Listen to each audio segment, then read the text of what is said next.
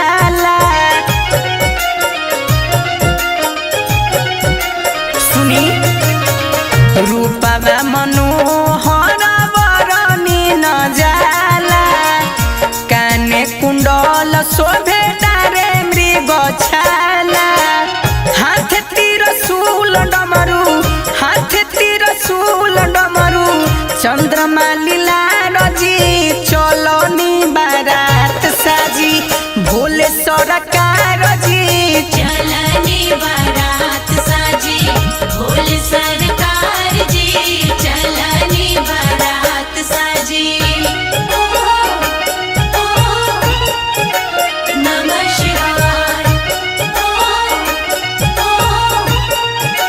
नमः शिवाय।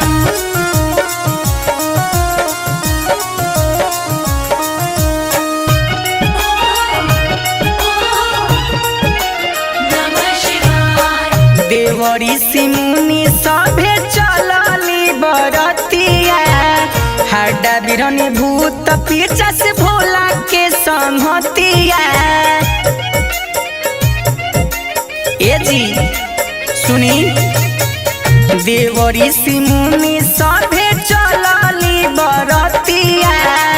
हाडा बिरनी भूत पीछा से भोला के संहतिया।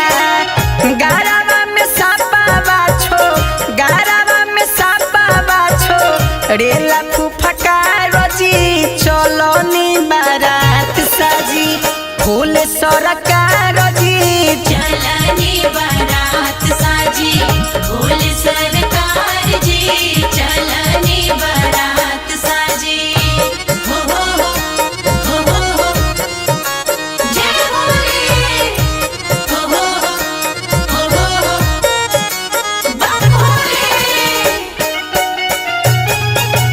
चलनी बारात साजी भोले सरकार जी चलनी बारात साजी। कृष्ण पक्ष द्वितीय तिथि माघ के महीना ब्रह्मा जी मंत्र से कराई कन्या दानवा। सुनी कृष्ण पक्ष द्वितीय तिथि माघ के महीना ब्रह्मा जी मंत्र से कराई कन्या दानवा। संतोष सुगम गावे संतोष सुगम गावे महिमाया पार जी चलनी बारात साजी भोले सरकार